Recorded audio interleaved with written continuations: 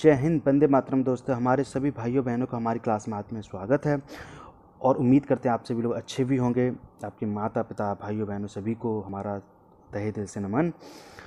अच्छा, आज की क्लास में जो क्वेश्चन करवाने वाला हूँ, जो हमारे पिछले साल या पिछले पेपर में आए हुए कुछ क्वेश्चन हैं जूनियर असिस्टेंट के। तो पिछली वीडियो में मैंने आपको हिंदी के क्वेश्चन करवाए थे, आज के इस वीडियो में मैं आपको जीएस के क्वेश्चन करवाऊंगा। तो बिना समय गंवाते हुए हम वीडियो को स्टार्ट करते हैं। चलिए दोस्तों, पहले क्वेश्चन की तरफ चलते हैं। तो बोल रहा है, उत्तर प्रदेश में कृषि कुंभ 2018 का आयोजन किया था। तो आप सभी दोस्तों को पता होगा, भाइयों बहनों को, कि जो हमारा कुंभ है दो होते हैं, एक अर्ध कुंभ होता है, एक महाकुंभ होता है।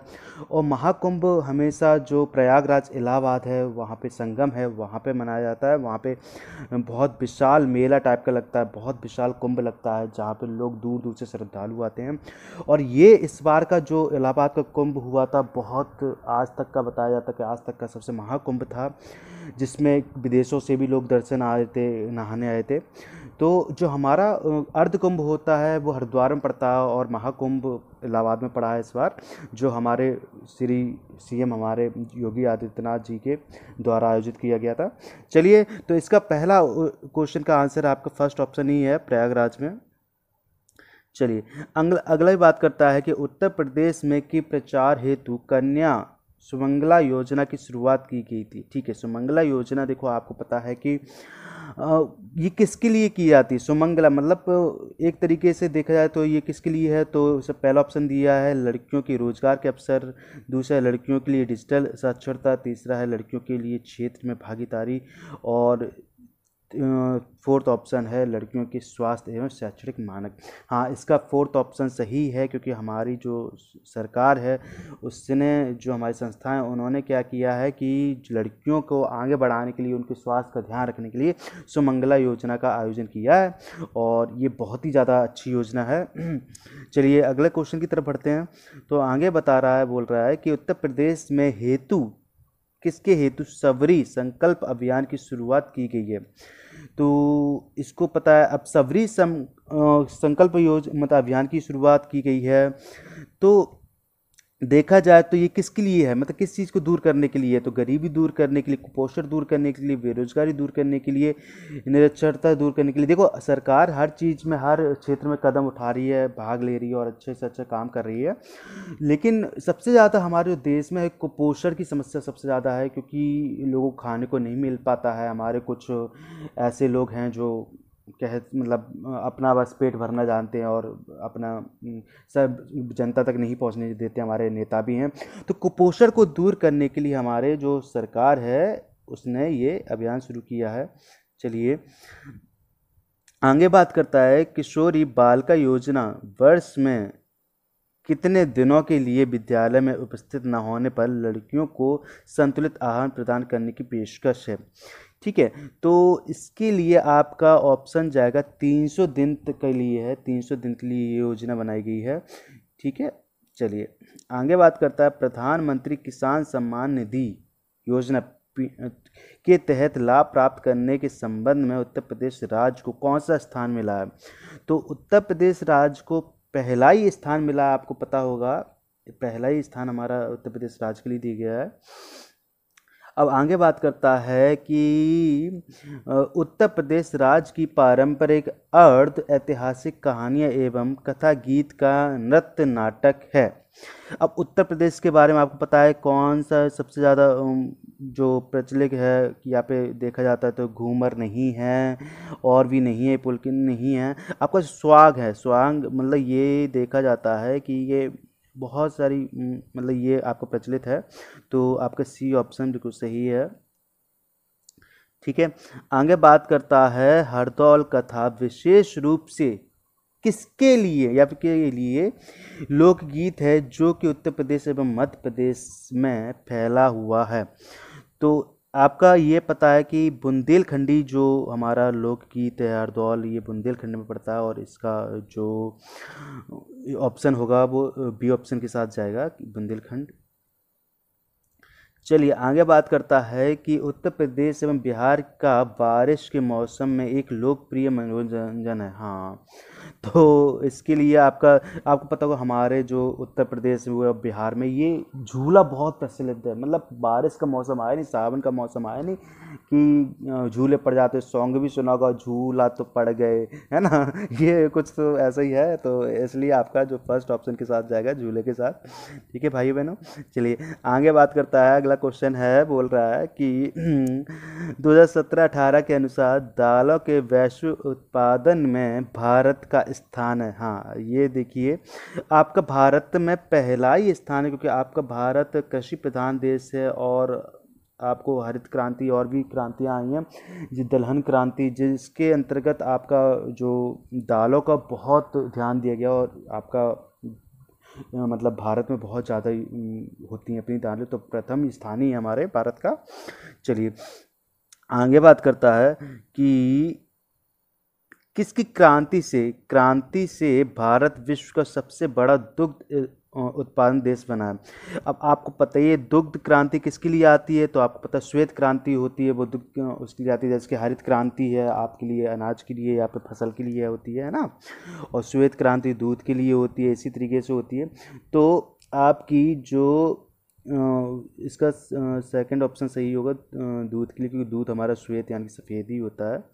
चलिए आगे बात करता है। वर्ष 2019 में चाय की किस कंपनी ने भारत में अभी तक सबसे महंगी चाय की पेशकश की है। अच्छा, सबसे महंगी चाय की बात कर रहा है, तो आपका टी बॉक्स नाम की कंपनी है जिसने भारत की सबसे महंगी मतलब चाय बनाई है। ठीक है, चलिए इसका भी ऑप्शन सही है आपका। आगे बात करता है, जुलाई 2019 में निम्नलिखित में से किसे यूनाइटेड किंगडम का प्रधानमंत्री चुना गया। ठीक है, अब यूनाइटेड किंगडम की प्रधानमंत्री की बात की गई है, तो आपको पता है बोरिस जॉनसन, ये नाम है बोरिस जॉनसन। तो इनको भारत के मतलब यूनाइटेड किंगडम के लिए एक प्रधानमंत्री चुना गया है। ठीक है, तो इसके लिए सी ऑप्शन सही है आपका। आगे बात करता है कि निम्नलिखित में से कौन टूर डी फ्रांस 2019 का विजेता है। अब 19 की विजेता की बात की गई है, तो इनमें से आपको फोर्थ ऑप्शन बिल्कुल सही है, ईगल बर्नेल, ये हैं हमारे। ठीक है, आगे बात करता है कि किस राष्ट्र ने 2019 विश्व जल क्रीड़ा प्रतियोगिता का आयोजन किया है। अब आपका जो ऑप्शन हो जाएगा, दक्षिण कोरिया ने इस बार किया है। ठीक है, दक्षिण कोरिया में बात की गई, दक्षिण कोरिया ने किया था। चलिए आगे बात करता है, 2019 के अनुसार निम्नलिखित में से भारत में किस शहर की जनसंख्या सबसे अधिक है।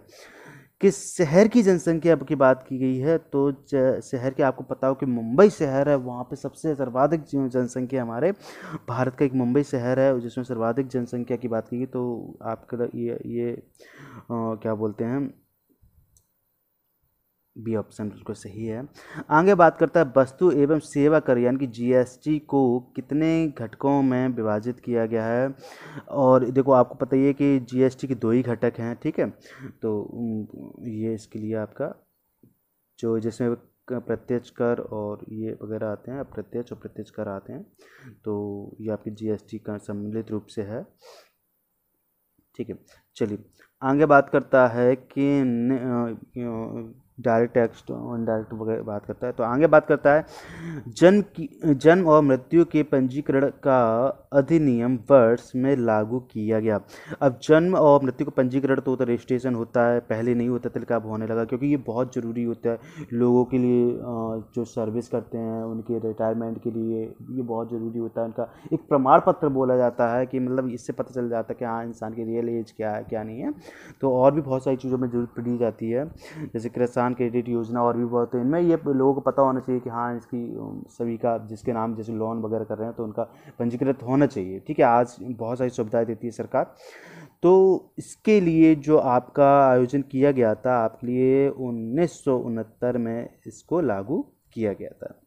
ठीक है, अब बोला गया है कराधान कानून संशोधन अधिनियम 2017 में से स्वच्छ ऊर्जा उपकरण प्रतिस्थापित किया गया। ठीक है, अब इसके लिए बोला गया जीएसटी की प्रतिपूर्ति उपकरण, इसके लिए ऑप्शन हो जाएगा आपके लिए, किसके उपकरण के लिए, तो जीएसटी के लिए। ठीक है, तो इसके लिए आपका थर्ड ऑप्शन बिल्कुल सही है। आगे बात करते हैं 2019 के अनुसार भारत के किस राज्य की शहरी जनसंख्या सबसे अधिक है। शहरी जनसंख्या, हाँ ये बहुत क्वेश्चन इंपॉर्टेंट, कभी कभी ये जरूर याद कर लेंगे, जनसंख्या से ही हर एक एग्जाम में क्वेश्चन जरूर बनता है, तो आप प्लीज़ जनसंख्या को जरूर याद कर लीजिए। अब अगली जो जनसंख्या हमारी होगी वो 2021-22 को लेकर किया जाएगा, 2021 में होगी। तो जनसंख्या से काफ़ी क्वेश्चन आते हैं, इसको पूछ लेंगे, घनत्व देख लेना, जनसंख्या साक्षरता घनत्व और शहरी के आधार पे, ग्रामीण के आधार पे, नगरी के आधार पे, ये सब चीज़ें जरूर आप याद कर लेंगे, क्योंकि इससे एक क्वेश्चन जरूर बनता है। तो इसके लिए महाराष्ट्र की जो जनसंख्या है वो सबसे अधिक मानी गई है। ठीक है, चलिए आगे बात करता है अगले क्वेश्चन का कि भारत में किस राज्य ने सर्वप्रथम पंचायती राज की शुरुआत की गई। अब वो ये तो बहुत सरल क्वेश्चन है, ये अधिकतर लोगों को पता भी होगा कि राजस्थान में सबसे पहले पंचायती राज शुरुआत की गई थी व्यवस्था। ठीक है, आगे बात करता है संविधान के संशोधन के जरिए भारत की आर्थिक आरक्षण पारित किया गया था। आरक्षण की बात कर रहा है तो 2003 को 103 में पारित किया गया था। ठीक है, जो आपका संविधान में संशोधन हुआ था। ठीक है, आगे बात करता है कि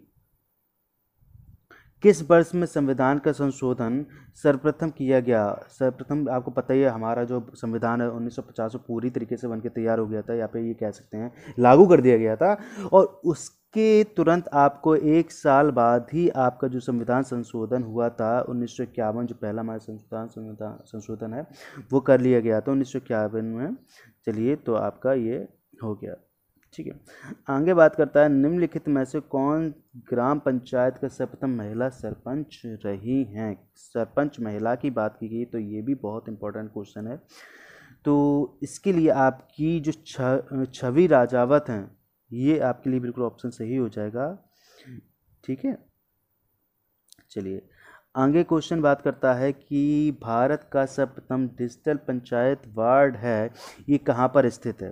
ठीक है, डिजिटल पंचायत वार्ड आपका केरल में ही, देखो केरल हमारा सबसे ज़्यादा साक्षरता वाला प्रदेश है, और वहाँ पे देखा जाता है 99% हमारी जो आबादी है वो साक्षर ही है। तो वहाँ पे नई नई तकनीकें भी काफ़ी यूज की जाती हैं, क्योंकि साक्षर है तो तकनीकी जगत में भी अच्छा आगे बढ़ेगा, और वहाँ पे ज़्यादा से ज़्यादा लोग अपने शिक्षा के प्रति जागरूक हैं और ध्यान भी देते हैं। ठीक है, चलिए आगे बात करता है अगले क्वेश्चन के लिए, निम्नलिखित में से कौन सा विकल्प पश्चिमी घाट का सर्वोच्च शिखर है। देखो पूर्वी घाट होती है, उत्तरी घाट, पश्चिमी, ये सब घाटें आपको जरूर पता होना चाहिए, क्योंकि इनसे भी क्वेश्चन आता है। तो इसका जो ऑप्शन हो जाएगा, पहला ही ऑप्शन होगा आपका आयनामुड़ी। ठीक है, ये आपका पहला ऑप्शन है। अगली क्वेश्चन की बात करता है निम्नलिखित में से कौन सा विकल्प लघुत्तर हिमालय में पर्वत की सबसे लंबी पर्वतमाला है। आपको ये पता है बृहद हिमालय होता है, लघुत्तम हिमालय, ये जरूर आप याद कर लीजिए, क्योंकि इससे भी क्वेश्चन बनते हैं। हिमालय जिसमें आपकी दर्राएं होते हैं, तो कि किस राज्य में कौन सी दर्राएं हैं, ये किस राज्य की कौन से दर्राएं कौन से प्रदेश को जोड़ती है, किसके बीच में खाई जोड़ती है, मतलब ये सब सारी दर्राएं वगैरह, पहाड़ हैं, पर्वत हैं, श्रृंखलाएँ हैं, ये सब चीज़ें बहुत आती हैं क्वेश्चन को, तो इनको जरूर याद कर लें। ठीक है, तो ये आपका जो आपका इसका जो ऑप्शन होगा थर्ड ऑप्शन पीर पंजाब पर्वतमाला है, ये सबसे ऊंची शिखर पर्वतमाला है। ठीक है, चलिए अगली बात करता है कि अगली बात करता है कि यूरेशियाई प्लेट एवं भारतीय प्लेट के टकराव पर सिकुड़ने के परिणाम स्वरूप निम्नलिखित लंबवत खाड़ियाँ हैं। अब वो बात कर रहे खाड़ियों की, तो आपका यहाँ पे डंस जो खाड़ियाँ हैं वो काफ़ी हैं तो बनी हैं। तो ये आपका ऑप्शन हो जाएगा, फोर्थ ऑप्शन इसके लिए सही है। आगे बात करता है कि प्राचीन विशाल एकीकृत महाद्वीप सुपर कॉन्टिनेंट पैंजिया का दक्षिणी भाग है जिसके उत्तरी भाग में अंगारा भूमि स्थित है। ठीक है, अब अंगारा भूमि है तो गोंडवाना भूमि है, इसका ऑप्शन हो जाएगा, फोर्थ ऑप्शन सही है। आगे बात करता है आपकी कि प्रायद्वीपीय पहाड़ी मैदान जिसको पठार बोलते हैं, पठार की एक अनोखी विशेषता काली मिट्टी का क्षेत्र है जिसे कहते हैं तो आपके लिए हो जाएगा दक्कन ट्रैप, इसमें हो जाएगा आपका ऑप्शन बी। चलिए आगे बात करता है चिल्का झील ओडिशा राज्य में स्थित है। आपको ये बहुत ज़्यादा इंपॉर्टेंट है क्योंकि चिल्का झील हर किसी में पूछ ली जाती है और एक ये प्रचलित झील भी है। ठीक है, तो चिल्का झील क्या है? चिल्का झील ओडिशा राज्य में स्थित भारत की सबसे बड़ी खारे पानी की झील होती है और के दक्षिणी ओर स्थित है। किसके दक्षिणी ओर स्थित है? तो आपका इसके लिए महानदी डेल्टा इसका ऑप्शन हो जाएगा। सबसे पहले तो क्वेश्चन इसमें यही पूछा कि सबसे अपने भारतवर्ष में सबसे बड़ी जो खारे पानी की झील कौन सी होती है? चिल्का झील हो, ये कहाँ पाई जाती है, किस राज्य में है? तो आपको बताना चाहिए उड़ीसा राज्य में है। ठीक है, चलिए अगले क्वेश्चन की बात करते हैं। तो बोलता है कि भारत के governor general Lord William Bentinck के सती प्रथा को समाप्त करने हेतु वर्ष में कानून पारित किया था। पहले जो हमारी सती प्रथाएं चलती थी कि अगर किसी स्त्री का जो हस्बैंड है उनके मर जाते हैं तो उसी के साथ हमारी क्या होती थी, जो महिला को भी साथ में जला दिया जाता था। ठीक है, तो इसको समाप्त किया था, जो हमारे जो गवर्नर थे उन्होंने समाप्त कर दिया था, तो एक कानून पारित किया था। अब ये किस वर्ष में पारित किया गया तो आपको वो वर्ष बताना है, वो सन बतानी है। तो आपका ये जो ऑप्शन हो जाएगा 1829 ईस्वी में इसको पारित किया गया था।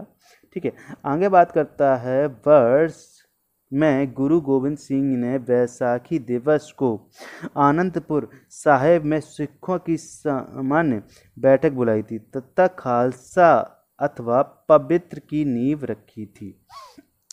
तो इसके लिए आपका ऑप्शन हो जाएगा 1679 यानी कि 1679 में इसको किया गया था, नींव रखी गई थी। ठीक है, आगे बात करता है अगली क्वेश्चन की कि एलेन एक्टेवियन ह्यूम एक सेवानिवृत्त अंग्रेजी ICS अधिकारी ने वर्ष में भारतीय राष्ट्रीय संघ का गठन किया था। तो कि इसमें वर्ष पूछा गया है तो आपको वर्ष बताना है, तो आपके लिए 1884 में किया गया था, इसके ऑप्शन हो जाएगा C। ठीक है, आगे बात करता है कि गुरुमुखी, आपको पता है गुरुमुखी क्या है? एक हमारी लिपि है। ठीक है, पंजाबी लिपि है हमारी, तो पंजाबी भाषा की लिपि है। तो आगे बात करता है गुरुमुखी कागज स्वदेश सेवा के नाम से प्रचलित था। अच्छा, ये बात किया गया, एक कोई है, हाँ, गुरुमुखी कागज स्वदेश सेवक के नाम से प्रचलित किए गए थे जिसमें सामाजिक सुधार का समर्थन किया जाता था और साथ ही भारतीय सैनिकों से अंग्रेजों के विरुद्ध विद्रोह करने की मांग की गई थी। तो स्वतंत्रता संग्राम के दौरान वैंकूवर से प्रकाशित किया गया था। अब इसको ऑप्शन आपका नाम पूछा गया है तो आपका ऑप्शन हो जाएगा, पहला ही है GD कुमार ने। ठीक है, GD कुमार ने इसे प्रकाशित किया था। ठीक है, आगे बात करता है कि सुभाष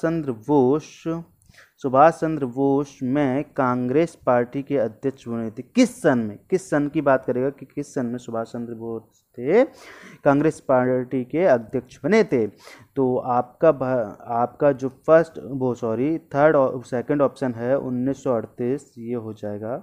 इस महीने से 1938 में बने थे। तो ये बहुत इंपॉर्टेंट क्वेश्चन है, इसको याद रखेंगे। ठीक है, चलिए अगले क्वेश्चन की तरफ बढ़ते हैं। तो अगले क्वेश्चन की बात